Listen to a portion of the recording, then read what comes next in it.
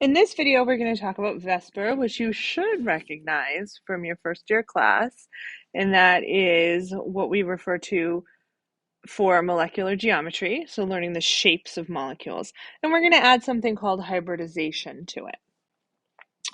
So this is a little bit about what we've been covering. Chemical formula tells you how many you have of each type of atom. Lewis structure tells you how they are arranged. Now we're going to talk about the molecular geometry, which is going to tell us the 3D shape. So some vocabulary we're going to be going over. Electron domains, also known as electron groups, can be any sort of group around an electron, a bond group or a lone pair. So if you look, this says central oxygen, that should say central sulfur.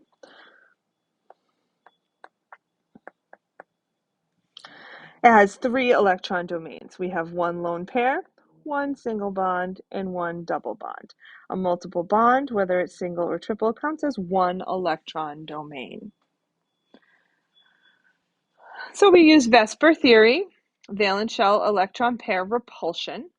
So basically what that is telling you is that you're going to have these bonds, but they're also electrons, so they repel, and they're going to want to get as far away from each other as possible. And that is how we end up with these weird bond angles and weird shapes. So the steps I usually tell my students to do are these. Draw the Lewis structure, count the number of electron domains, split the electron domains or electron groups into bond groups and lone pairs, and use the chart to determine the geometry.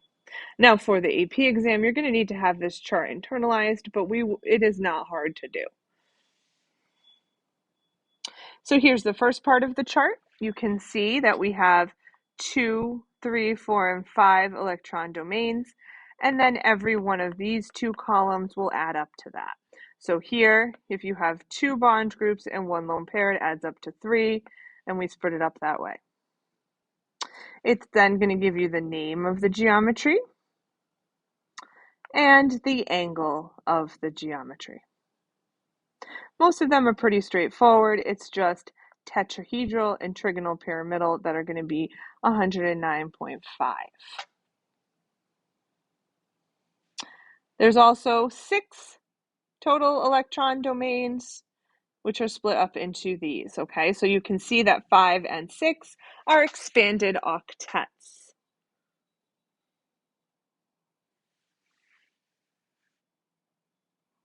So here's just a little bit about what those shapes will look like. If you have 2 electron domains, it's linear, and you can see that the angle is 180 degrees. They're as far away from each other as possible. If you have 3, you have 3 electron domains, you're going to have a trigonal planar geometry. And that, as far as possible, is 120 degrees. And then the last major electron domain is the tetrahedral or tetrahedron domain. And this one has a little hat on top, and then all of these are kind of pointing down a little bit so that this is a total of 109.5 degrees. You can tell they're pointing down because if it was straight across, this would be 90 degrees, right? Because this one's going straight up and down. So we know that these are pushed down a little bit, and that's what gives us the tetrahedral shape. These fundamental electron domains can also lead to other types of shapes, okay? And that will come up. We're going to talk about these for a little bit and how to draw them in case you're asked to do so on the AP exam. It's pretty straightforward except for the tetrahedral because of that weird 109.5. We have to show that on our paper. So let's take a look at some examples. So CH4, you know the Lewis structure looks like this. I'm not going to go over Lewis structures. That was in the last video. So then our electron domains around our central atom are here. There are 4 of them. They are all bond groups, and there are no lone pairs. So that gives us tetrahedral. You just look at the chart. So I want to show you, in case you're asked to draw this, you would draw the central atom like this. You would have one pointing up and one pointing straight. Not straight, it's a little curved down, but it goes in the plane of the paper. The other two are a little bit different. One is coming out of the page, and we show that with this like dark arrow, and one is going behind the page, which we show with a little dashed line. Okay, and this is not a great drawing. It probably should be more angled, but it's close enough. So let's talk about the different ones we can get from this tetrahedral shape. So remember I said those main domains can give you other shapes. Tetrahedral can give you other ones. So let's see about NH3. NH3's Lewis structure looks like this. So it also has 4 domains, but it's split up into 3 bonds and 1 lone pair. So that gives us Trigonal Pyramidal. And the reason for that is because you're going to have this same shape,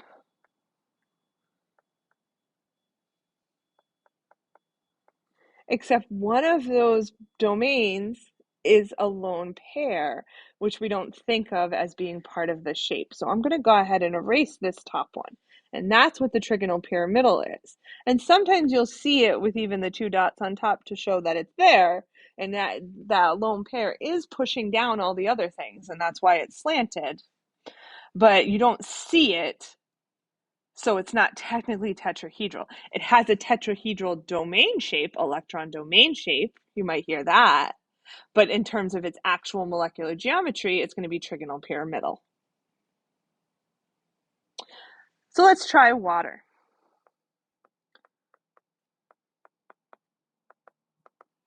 We again have 4 domains, but this time they're split up into 2 and 2, which gives us a bent shape.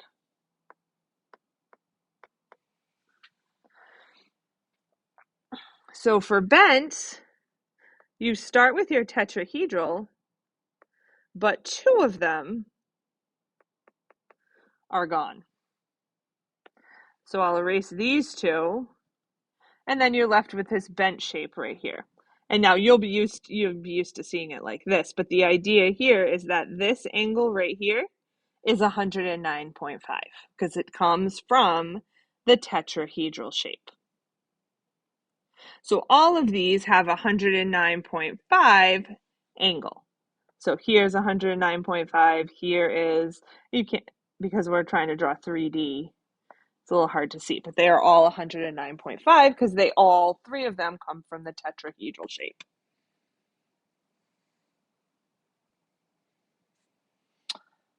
So let's take a look at 2 more that do not come from the tetrahedral shape, just to show you how you would draw those. So CO2 looks like this. It has 2 domains, and they are both bonds. So it's 2, 2, 0, which is linear. And that's probably straightforward on how you would draw linear, the central atom with 2 things coming out of it, and you would know that this angle is 180 degrees. This molecule looks like this, the Lewis structure. So here we have 3 domains, and they are all bonds, so that gives us trigonal planar. Trigonal planar, you can probably guess, means it's all in the same plane. So we don't need to do any of that fancy tetrahedral coming out of the page going back. You draw the central atom, and this is 120 degrees, all 3 of those angles.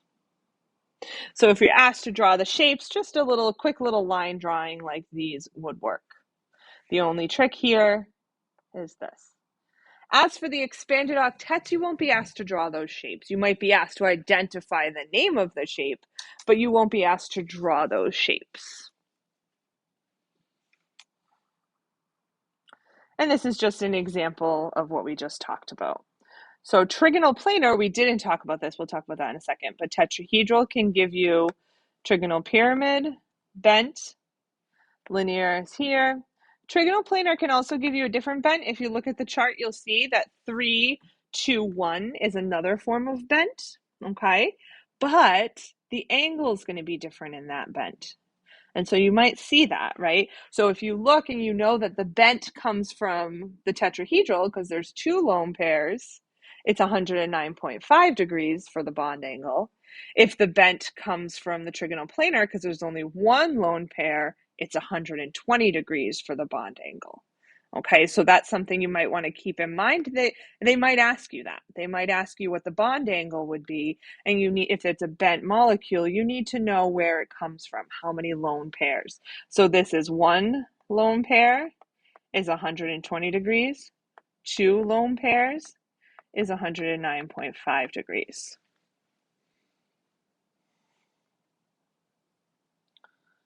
And here's a perfect example of that. There's 2 bents here, and you need to figure out which one of them you're picking. So here, we're looking at this oxygen. We have 4 domains. 2 of them are bonds. 2 of them are lone pairs. So that means we have bent. And since we have 2 lone pairs, we know it's 109.5 degrees because it comes from the tetrahedral.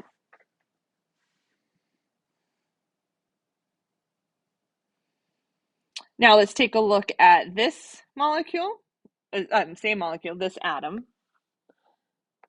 We have 3 domains. They are all bonds, no lone pairs. So that means we have trigonal planar.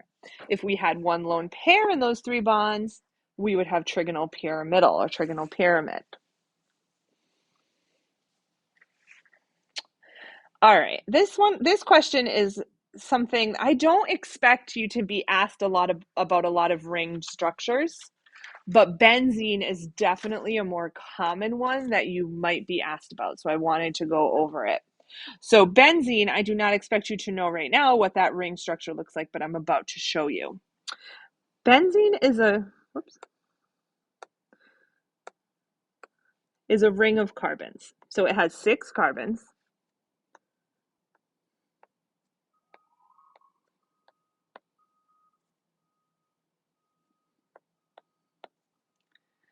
It has 6 hydrogens, so 1 hydrogen off of each of those carbons.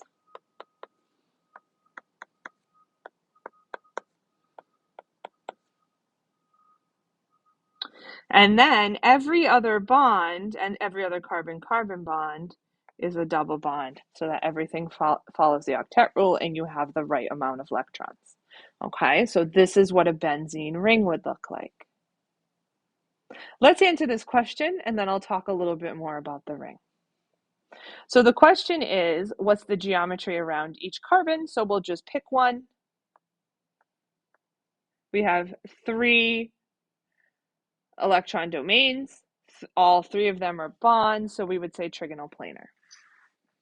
While we are on the topic of benzene, however, I want to go a little bit more in depth into it. Because of resonance, right, I could draw the structure like this, or I could draw it like this. 1, 2, 3, 4, 5. Okay, and I can put the hydrogens on there. One of the things you'll learn when if you take organic in college is that you don't often write hydrogens on these types of molecules. Okay, so that's the resonance structure of benzene.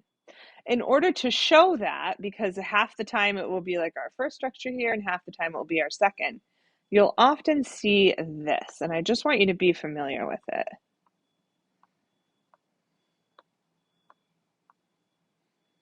So inorganic for the structures, a lot of times you won't see carbons and hydrogens written in.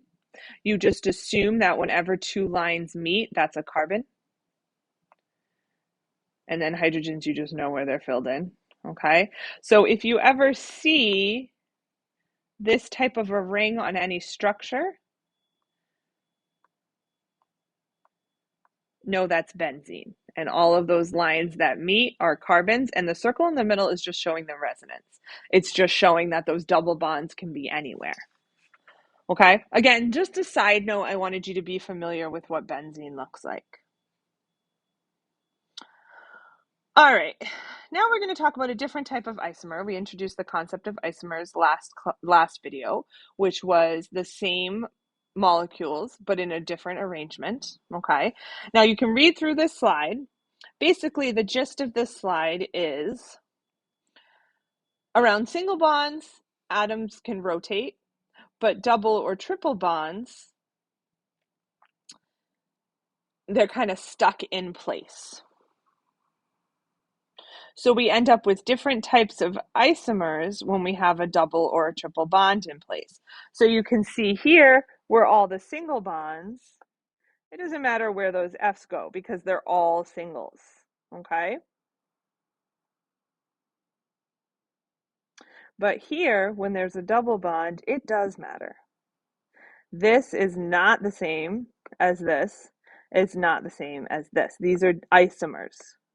They're a different type, they're just a different arrangement of the same atoms. So if you were to be asked a question like this, you would have to actually see the structure. Okay, so we could either have the structures written out like this, or you'd see like an expanded formula with the F's in different places so that you could say they were isomers. And we'll get practice with those types of questions. This might ring a bell, okay? If it's called a cis isomer, it means it's on the same side of the double bond. So here you would see that hydrogens are on the same side.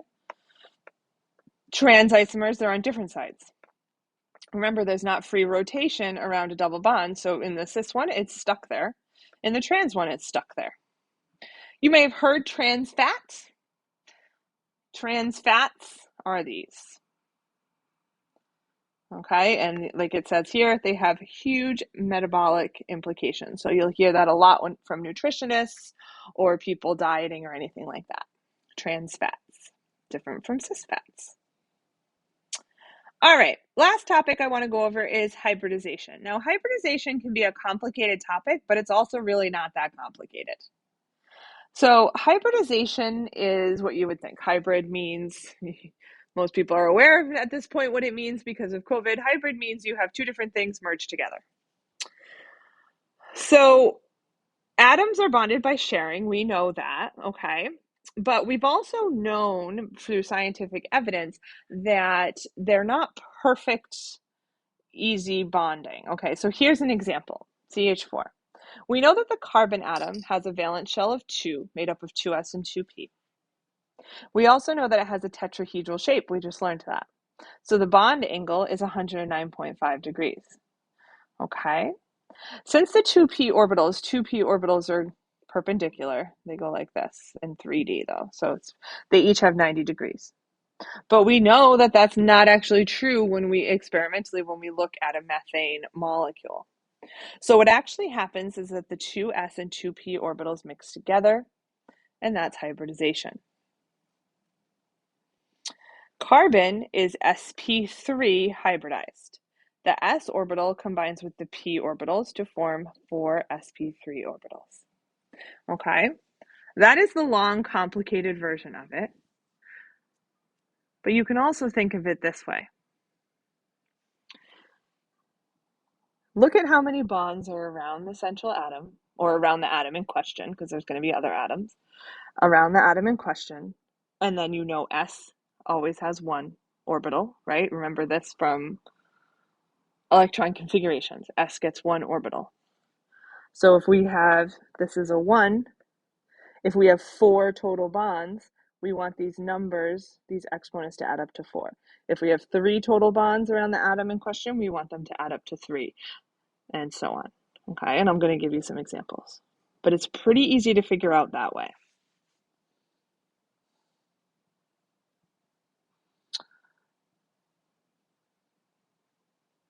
And then this is the same thing, it just adds this little bit at the end. This is true for all tetrahedral shapes, okay, including the ones that have lone pairs. So when I said bonds last time, you want that up before, you actually want to talk about electron domains, not bonds. I misspoke. So now take a look at ethylene.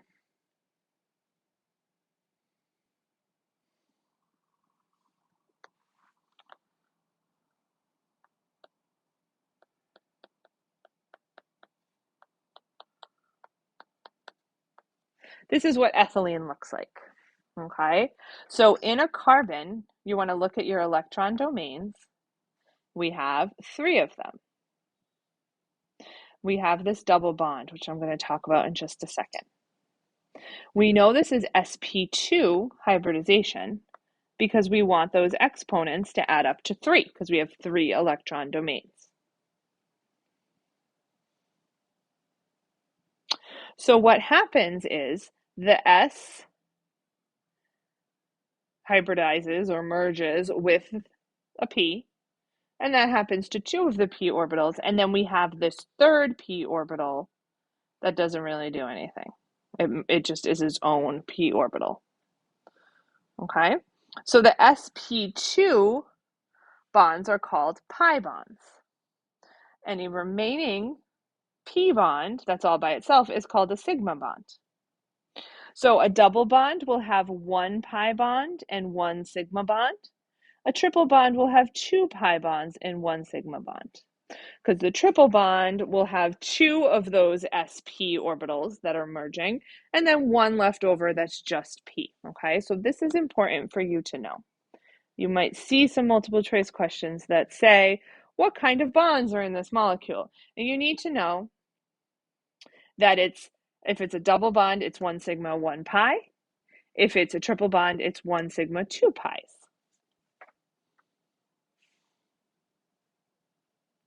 So now let's take a look at CO2. You have seen this plenty of times.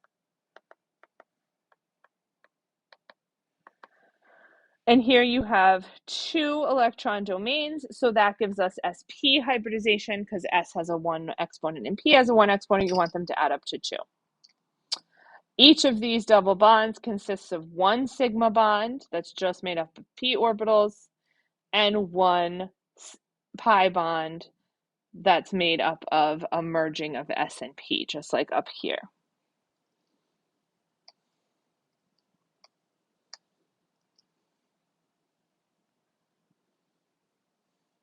So now here's a chart, molecular geometry chart that we used in the last video, except I added the hybridization over here, okay? And you'll see that sometimes it has the D. I believe on the AP exam, you will not have to get into the D hybridization, so they would just expect you to know SP through SP3, but it's the same.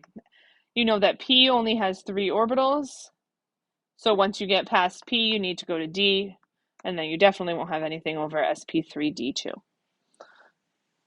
Okay, and you can see these all add up to 6. So this is the 6 electron domains.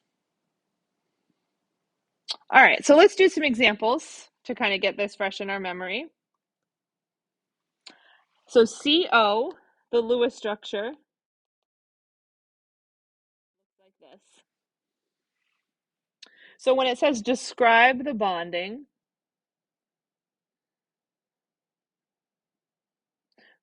we would say, first of all, we can say what type it is here.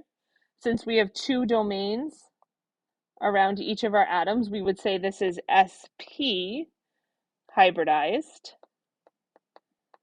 Remember, you want those exponents to add up to the number of domains you have around the atom. Okay, and you can easily say that carbon is sp hybridized and oxygen is sp hybridized, or you can just say this is sp hybridized because they're all the same. Okay, some of the other ones we're going to split them up into different elements, but here it's the same. They each have 2 electron domains. So then we would say, then we can describe the bonds and the lone pairs, okay? So for our triple bonds, We would say that is one sigma bond, which is the sp combined,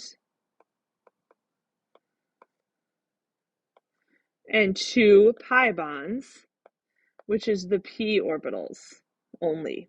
But they're merging, they're combined, p from carbon and p from oxygen bonds, but it's just the p orbitals combined.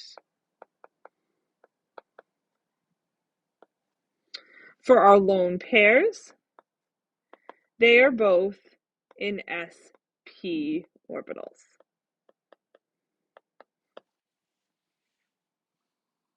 Okay, because anything that's by itself, whether it's a single bond or a lone pair, is in that hybridized version. The only time you're going to have the unhybridized version, like the leftover p orbitals, is when they're in a double or triple bond. So anything by itself has the hybridized version.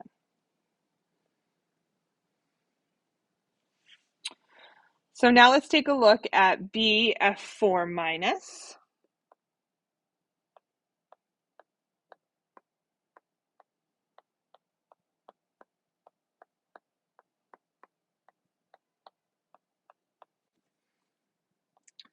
You might notice that I said, hey, I thought boron only needed 6 valence electrons. It does, but in this particular structure, it does get 8. But that's not contradictory to what we said before. So each one of these atoms, the fluorines and the boron, has 4 electron domains. So S takes up one of those 4, P3 hybridization.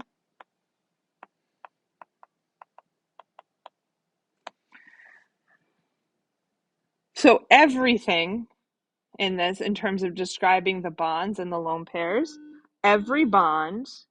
Hey, I'm doing a couple announcements before you head out. First off, just a reminder that our new flex cycle starts after vacation. Log into efficiency to pick your new session. I'll see Miss Quinn or Miss Beeson for any help tomorrow. Also, is SP3 hybridized. Saturday school, a reminder that we have.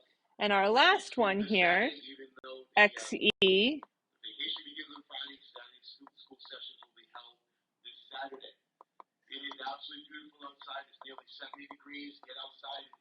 This is the structure. So for this one, I'm going to talk about F and also XE. So for F, you can see it's sp3 hybridized because it has 4 electron domains around it. And for XE, it has 5. So sp3 takes care of 4 of those, and then we add the D to make up the 5th one.